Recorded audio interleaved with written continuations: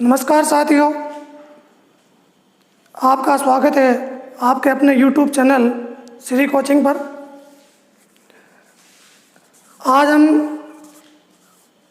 गणित विषय में नया टॉपिक है सरल ब्याज, साधारण ब्याज के बारे में अध्ययन करेंगे।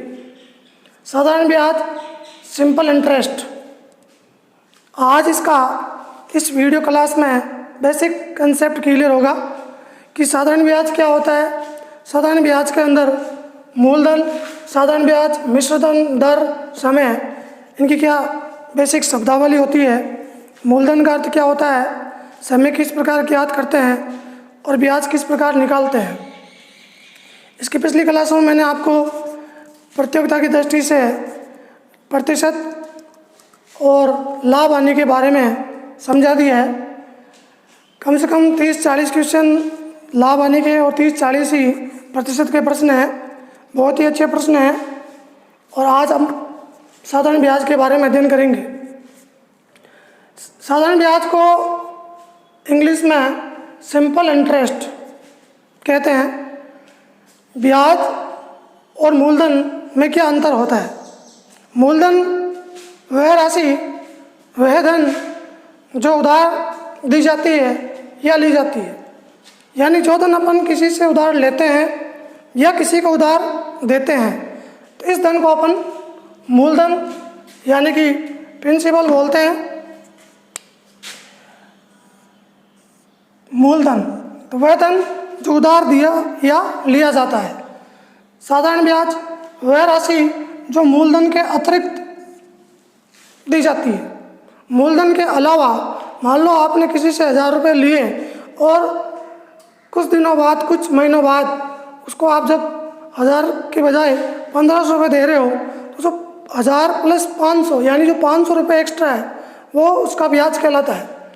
और 1000 और 500 दोनों को मिला के जो राशि आप दे रहे हो, यानी टोटल जो अमाउंट कर रहे हो आप, उसे अपन मिश्र धन कहते हैं। मूलधन व ब्याज को मिला के दी जाती है, वह राशि मिश्र धन कहलाती है। दर व समय, रेट एंड टाइम। दर के लिए आर का संकेत लेते हैं और समय के लिए आजकल अपन एन, टी यानी टाइम, और एन से डिनोट करते हैं इसको। सूत्र, जब ब्याज की शर्त वार्षिक है और दर प्रति सैकड़ा पर हो तभी अपन बट्टे में 100 लगाते हैं। अन्यथा यदि ब्याज का कभी भी सूत्र पूछे तो मूलधन इंटू समय इंटू दर, बट्टे में 100 नहीं लगाते हैं जब तक ये नहीं दिया हुआ हो कि शर्त वार्षिक और दर प्रति सैकड़ा हो पर हो। दर चेंज हो सकती है, इसलिए विशेष ध्यान रखना है।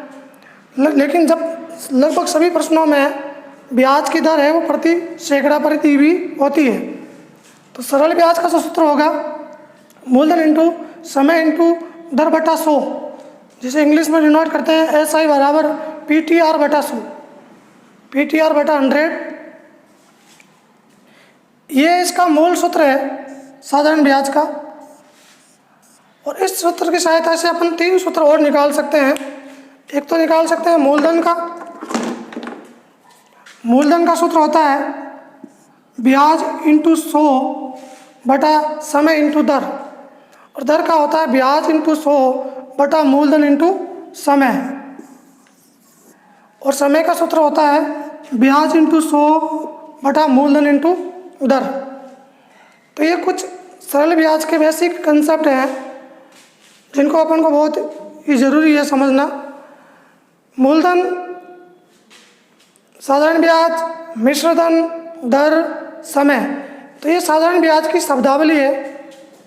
और समय, दर, ब्याज किस प्रकार निकालते हैं। कोई भी 3 राशि देके चौथी राशि पूछी जाती है। जैसे मान लो आपको मूलधन पूछेगा तो समय, दर और ब्याज, ये 3 चीज़ प्रश्न में मिलेगी। यदि आपको दर पूछेगा तो ब्याज मूलधन इंटू समय मिलेगा, और यदि आपको समय पूछेगा तो ब्याज इंटू 100 बटा मूलधन इंटू दर। कहने का मतलब है कि एक मूल सूत्र है साधारण ब्याज बराबर मूलधन इंटू समय इंटू दर बटा 100। इसकी सहायता से अपन 3 सूत्र और ज्ञात कर सकते हैं।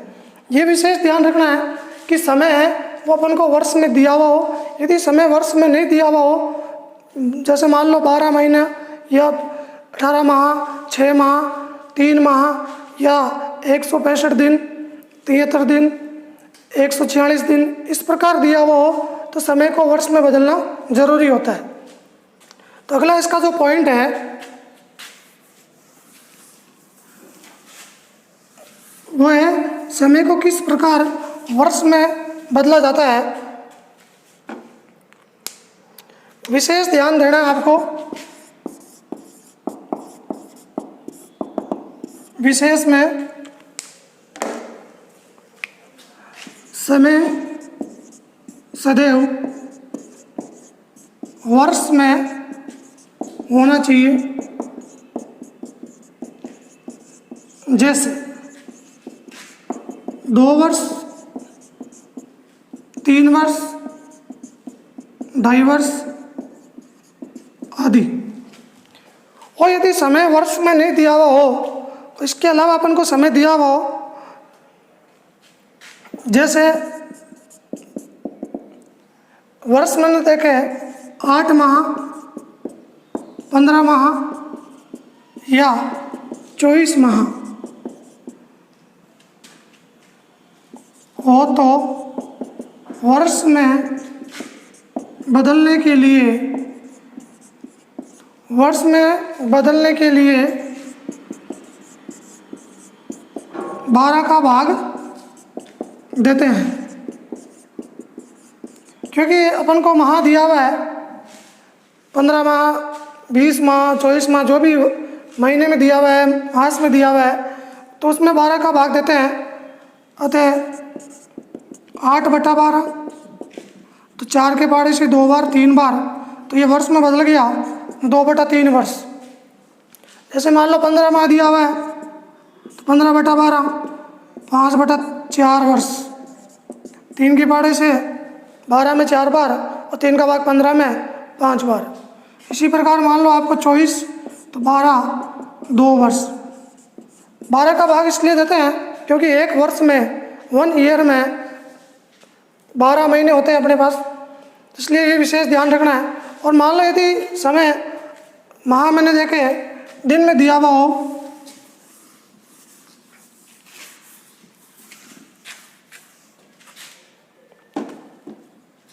फॉर एग्जाम्पल आपको मान लो समय 73 दिन, 73 डेज, 146, 219, 219 दिन, 292 दिन, 365 दिन। 73, 146, 219, 292, 365, ये एक 73 की टेबल भी है, इसलिए इसको याद कर लेना। क्योंकि अधिकतर प्रश्नों में इसी प्रकार के दिन होते हैं, 146, 219, 292, 365, तो आसानी से अपन इसमें 365 का भाग देते हैं।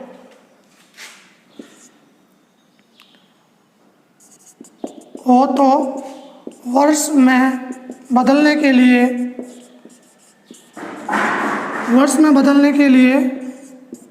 365 का भाग देते हैं।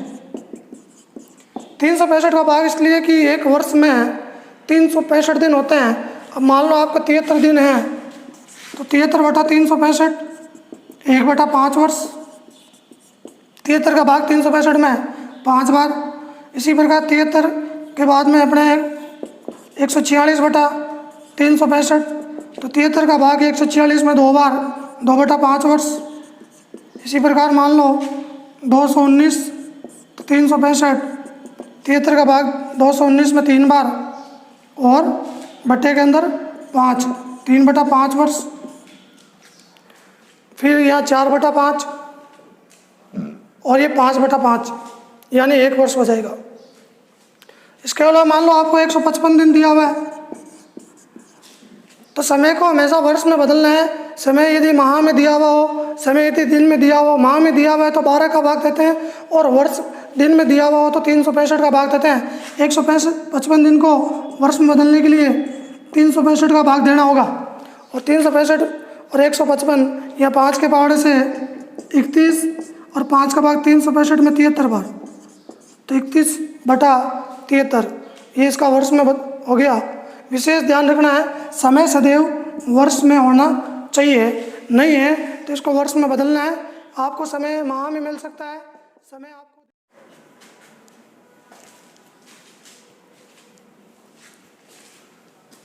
देखो, जब समय माह में दिया हुआ हो तो 12 का भाग देते हैं, जब समय दिन में दिया हुआ हो तो 365 का भाग देते हैं।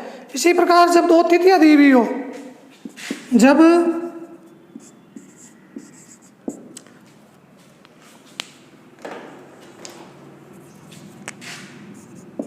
दो तिथियों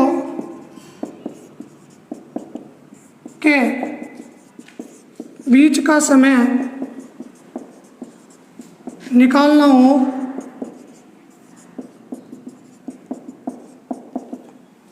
जब 2 तिथियों के बीच का समय निकालना हो तो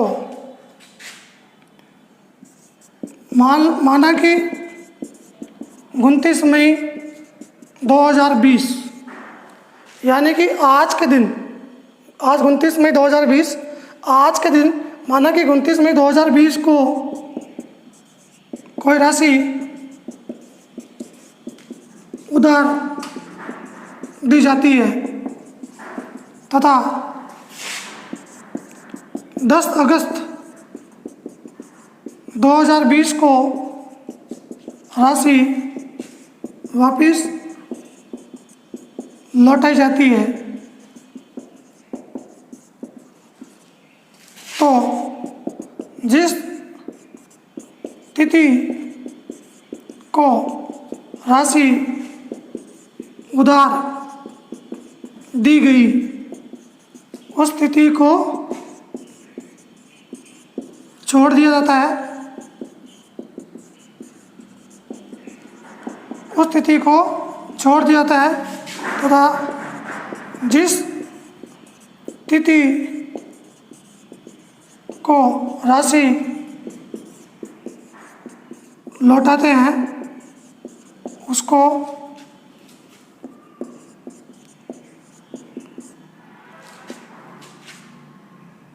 शामिल किया जाता है। विशेष ध्यान रखना, माना कि 29 मई 2020 को कोई राशि उधार दी जाती है तो 10 अगस्त 2020 को राशि वापस लौटाई जाती है, लौटाई जाएगी। 10 अगस्त 2020 को लौटाई जाएगी, तो जिस तिथि को राशि उधार दी गई उस तिथि को छोड़ दिया जाता है और जिस तिथि को राशि लौटाते हैं उसको शामिल किया जाता है। यदि अपन बैंक में पैसा जमा करवाते हैं तो जिस दिन पैसा जमा करवाते हैं उस दिन को छोड़ दिया जाता है, उस दिन का कोई ब्याज नहीं मिलता है। और जिस दिन अपन निकालते हैं, चाहे 1 महीने बाद चाहे 1 वर्ष बाद, जिस तिथि को निकालते हैं उसको उस तिथि में ब्याज शामिल होता है। तो विशेष ध्यान रखना। अब 29 अपने पास जो समय है वो 29 मई से है। समय की गणना कैसे करेंगे? 29 मई 2020 से 10 अगस्त 2020, तो 29 मई तो मई प्लस जून प्लस जुलाई प्लस अगस्त, 4 महीने हो गए अपने पास। तो 29 मई को राशि उधार दी जाती है, तो 29 मई को राशि दी गई तो 29 मई को छोड़ देंगे और मई 31 का है तो 31 में से 29 घटाएंगे तो 2 दिन मई के, जून 30 का होता है, जुलाई 31 का, और अगस्त में 10 अगस्त को राशि लौटाई गई है, इसका मतलब लौटाई जाएगी, इसका मतलब 10 तारीख। तो अगस्त में जिस तारीख को राशि लौटाई गई है, लौटाई जाएगी, उस तारीख को अपन काउंट करते हैं, टोटल डेज करते हैं, अपन गिनते हैं। तो 30 30 60 61 2 63 63 10 73 73 डेज, 73 दिन हुए। इसको समय को वर्ष में बदलना है तो अपने पास समय हो जाएगा 73 बटा 365, 1/5 वर्ष। तो इस प्रकार समय की गणना है वर्ष में की जाती है। यदि जब 2 तिथियां दे रखी है आपको, उन तिथियों के बीच में दिन काउंट करने हैं और उसमें 365 का भाग देना है। अधिकतर प्रश्नों में आपको इस प्रकार की संख्या मिलेगी, 73 डेज या 146 या 219 या 292 या 365, इन सभी में 73 का भाग जाता है। तो अधिक ध्यान रखना, अधिकतर प्रश्नों में, लगभग प्रश्नों में यही दिन काउंट होते हैं, यही दिन मिलते हैं।